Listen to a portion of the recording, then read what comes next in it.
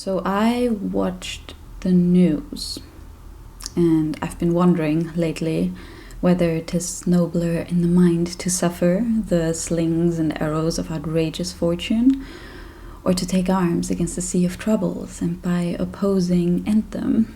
So even though something else was on the content calendar for today, I want to talk about reading in times of need, in times of upheaval, and reading as a way to transcend the contemporary madness of this society. The idea for this video was inspired by a comment. Someone said, "I find it comforting to listen to you discuss literature. It's a reminder for me that art can transcend the contemporary madness of civilization." So thank you, truly, to the person who commented that. I owe you not only the title idea for this video, but you started a train of thought in my mind about what this transcendence could look like and whether I'd even be capable of it if I wanted to. Because I have not been doing so well when it comes to the news lately. It's affected me to see what is happening both in my own country and on the other side of the world. There have been many big and small things that I heard accidentally or looked up on purpose, and they have accumulated to such a point where even I, proclaimed hermit, cannot look away anymore. Actually, I found this quote that describes really well the sentiment I feel when I look out into the world at the moment. It's the first line of the book Pure Color by Sheila Heti, and it says, "After God created the heavens and the earth, he stood back to contemplate creation, like a painter standing back from the canvas. This is the moment we're living in, the moment of God standing back. Who knows how long it has been going for? Since the beginning of time, no doubt. But how long is that? And for how much longer will it continue? You'd think it would only last a moment, this delay of God standing back, before stepping forward again and finishing the canvas. But it appears to be going on forever. So lately I've just been feeling like it's time for God to step forward again." The painting obviously is not great. You can do better. Get back to painting, God. I mean, don't get me wrong, I'm not religious in that way. All I'm saying is it's not looking good, in my humble opinion. So how do current happenings influence our reading? Because that's the thing I can speak on, I feel. I would say literature is one of the main ways I interact with reality. And from what I've seen, there seem to be two different camps out there, two different ways to thread together literature and contemporary political happenings. On the one side, we have some people saying, don't bring politics into literature. Literature is art, it's a politics-free zone. I've even seen comments on some book analysis videos where the creator was talking about current political happenings, and in the comments there were quite some people who said, I hate that you're bringing politics into the channel. And from what I'm gathering, the thought process behind that is something in the lines of that there's a sort of purity in literature that allows us to enter a different world, and that is not supposed to remind us of the actual world that we're living in. Or that by having politics influence our art, we're giving politicians even more power than they already have. And I understand that sentiment. I feel like I can only live my life if I, to some extent, press away and ignore the issues of the world, because they paralyze me and they make it unable for me to keep living my life. All the way on the other side of the spectrum, though, there are people that say that literature is politics. And when you look at the stories we're reading, at the characters, and often also at the authors that were writing these stories and their biographies, the political message is undeniably there. And if literature doesn't wake us up and encourage us to step out into the world after we close the book and do better, then what are we reading for? So for me, just personally, I've been wondering where I fall on the spectrum from art for art's sake all the way over to art as a political motivator. It's an age-old question. The discussion is not new at all. It's famously Oscar Wilde versus Leo Tolstoy. And I've come to the conclusion that for me, and I think for a majority of people out there, both are true at the same time, right? I can feel both sentiments running through me on any given day, but where I become wary or annoyed is when it goes into the extremes. I have had courses at university, for example, where I felt like these subjects should be taught in post-colonial studies or gender studies or politics, but not in literature. If a work of literature is nothing else than a launch pad to discussing politics, especially if the work of literature is brought down by doing that, if there is no room for form and art and taking the artwork out of its context to look at it in an abstract way, I'm out. So I've been known to get annoyed at that in the past. However, the other extreme is also weird. Here on YouTube, for example, I'm subscribed to a lot of literature channels. Most of those people have read a lot, are deep thinkers, intelligent and capable human beings. All people that would probably have intelligent things to say about some of the atrocities that are going on at the moment. And I thought at some points, I thought that at one very specific point, which was after the presidential election in the US a few months ago, why is no one saying anything? That's what I thought when I opened YouTube in those days, which I'm not saying to make anyone feel bad. I really hope you understand that. I haven't said anything either, right? And I understand the difficulty of navigating these questions when having an audience. For me, it has definitely added a layer of complexity to this whole situation that I did not expect. Because instead of me just being sad and curling up on the couch and calling my mom, somehow trying to get through the day, I've suddenly also thought about the, I think 40% of viewers of this channel that are from the US. And I thought, how must they feel? And I had this sense of responsibility emerging from deep inside me to say something, even if it's just to let people know that I'm sad too, that it scares me and that I find it problematic. So I have just felt a call to sober up and to mature out of my knee-jerk reaction to completely ignore the state of the world. And I am ever since on a quest to develop my emotional flexibility in a way where my sensitivity doesn't paralyze me. And that balance is hard to find, because I found that engaging with the world in this way means learning that I have way less power than I thought I had. And it's not long before the pendulum of my life swings from being hopeful all the way over to being utterly depressed about what is going on in the world. I sourced my bookshelf for some answers about what it means to be a reader in this madness and what it means to read in times of need. Because I think what people mean when they say reading in times of need is that there's a certain comfort and a sense of belonging in reading fiction. And often there we can find recognition or an explanation or hope. And of course we cannot talk about hope without talking about that beautiful Emily Dickinson poem, "Hope is a thing with feathers that perches in the soul and sings the tune without the words and never stops at all."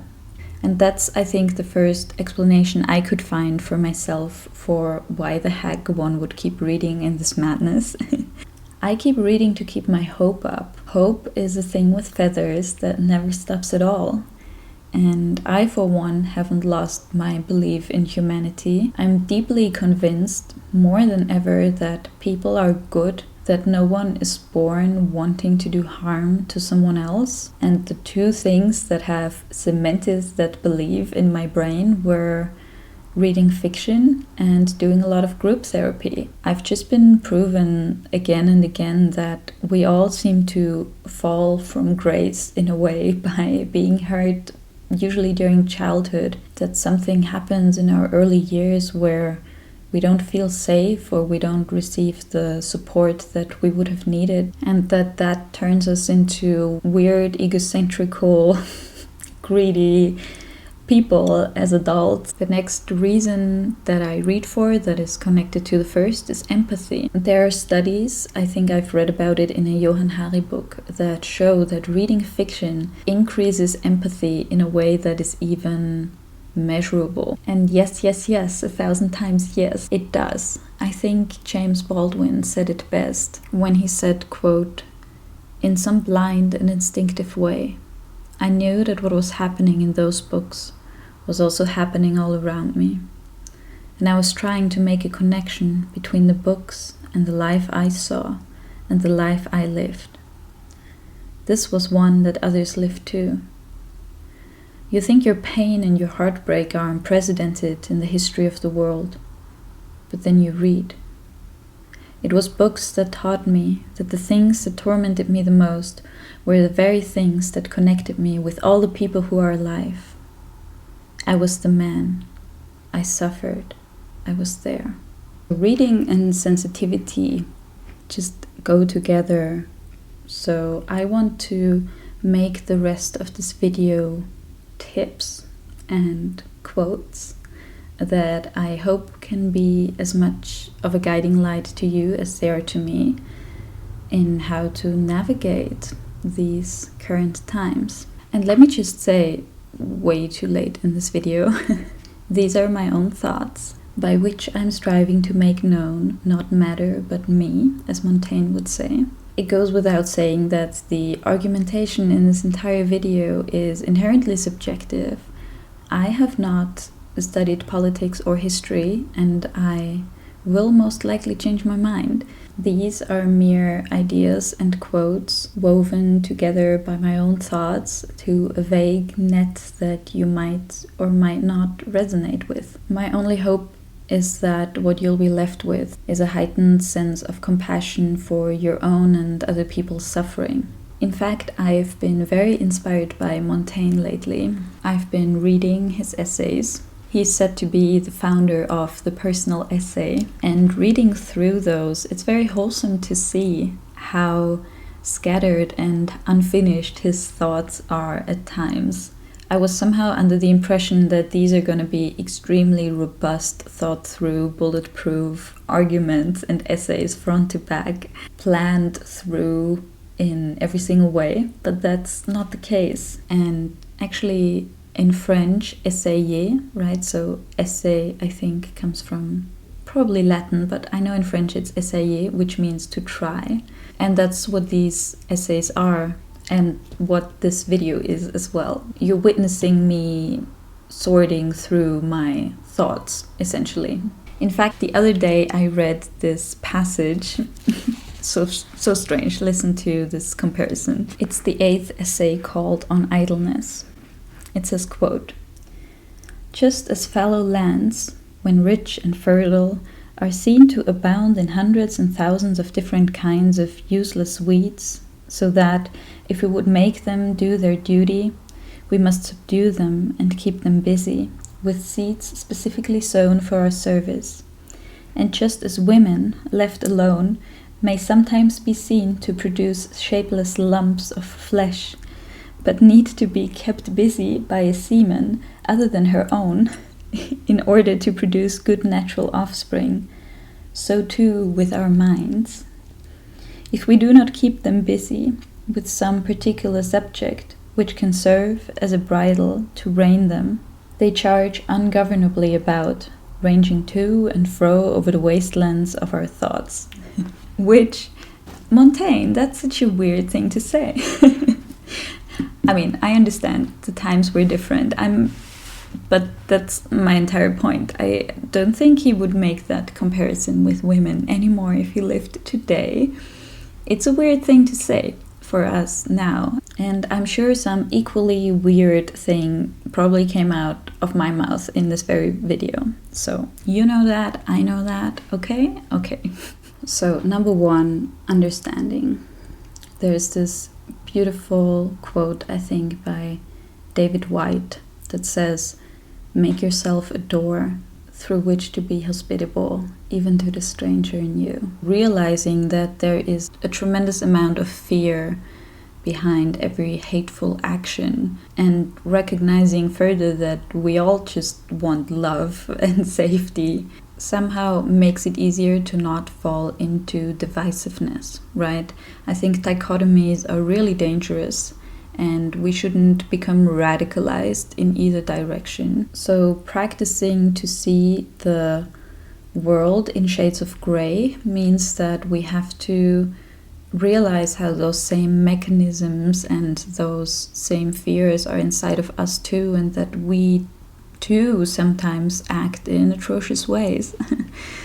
Right? And we have to become familiar with those sides of us, with the stranger in us, in order to meet people well. Ken Wilber said in A Theory of Everything that without some awareness of the whole, there can be no strategy.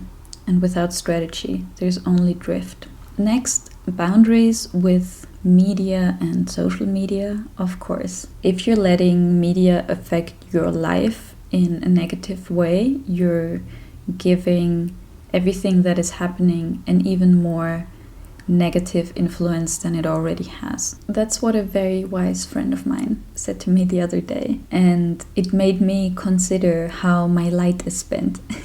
There's this beautiful Milton poem that I cannot remember by heart, but the first line is, "When I consider how my light is spent, I only have a certain amount of energy and light every day, so not letting it be eaten up by media and social media is extremely helpful. I mean, if you can, stay away from the worst platforms. I would say TikTok and X and Instagram are probably not good sources for your news. The next thing I want to touch on was something that really helped me when I felt like I'm carrying the weight of the world on my shoulders.